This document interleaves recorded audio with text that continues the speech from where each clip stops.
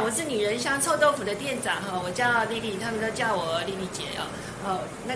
我跟你介绍一下我们家的臭豆腐。我们家的臭豆腐是那个植物发酵，我们用蔬菜发酵。那一般的话，我们在外面吃到的大部分都是药水的。那我们家的那个卤水的话是养了大概8个月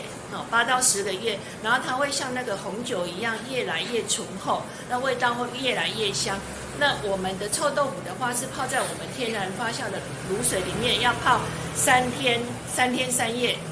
它才会有完全的自然的发酵，然后把那个豆类黄豆里面的那个氨基酸释放出来。那经过我们的高温油炸，会产生一个很特别的味道。那我们的产品呢，有古早味，有胡椒盐，然后有香椿。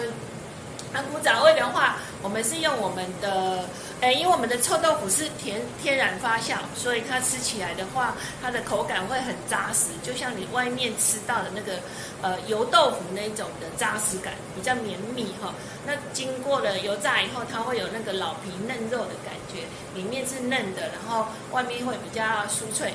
那加上我们的酱汁，我们是用那种100年的酱油工厂的那种手工酱油厂出来的产品，然后再加上我们自己的一些配方，然后去调制的，那吃起来的话不会是那种很死咸细感那种味道。那我们的高丽菜的话，我们是一定用高山的特别是夏季的时候，我们一定是用餐厅等级的那个泡菜，然后再加上一些天然的一些发酵的醋。我们会有一些醋，然后来增加它有一些水果的风味。那胡椒盐的话是用特别的胡椒粉，我们用中药店的特别的胡椒粉下去调配。那吃起来的话，它比较没有酱汁，所以胡椒盐的话会有吃到完全的天然发酵的味道。那这个产品会比较有老少咸宜，那特别是小朋友很喜欢，因为它吃起来真的还蛮像那个咸酥鸡的味道。那个蝶豆花呢？蝶豆花臭豆腐的话，是我们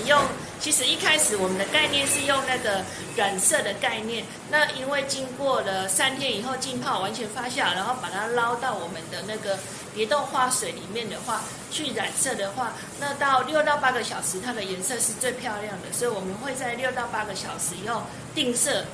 把它第一次油炸，让它的颜色定在那里，然后它吃起来的口感的话，它的皮会比较像蛋卷的酥脆，比较嫩，比较薄，然后里面会有更多汁，